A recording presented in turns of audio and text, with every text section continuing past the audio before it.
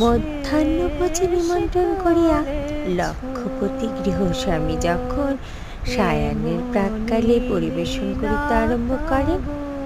এবং মধ্যে মধ্যে বিনীত কাকতি সহকারে ভোজ্য সামগ্রীর অকিঞ্চিত করত্ব সম্বন্ধে তারা প্রসঙ্গকে সম্বোধনপূর্বক বলিতে থাকেন, এ কিছুই না, অতি যৎসামান্য দরিদ্রের খুটকুড়া বিদুরের আয়োজন, মহাশয়কে কেবলই কষ্ট দেওয়া। তারা প্রসন্ন চুপ করিয়া থাকেন, যেন কথাটা এমনই প্রামাণিক যে তাহার আর উত্তর সম্ভবে না। মধ্যে মধ্যে এমনও হয়, কোনো সুশীল ব্যক্তি যখন তারা প্রসন্নকে সংবাদ দেন যে তাহার মতো আঘাত পাণ্ডিত্য বর্তমানকালে দুর্লভ,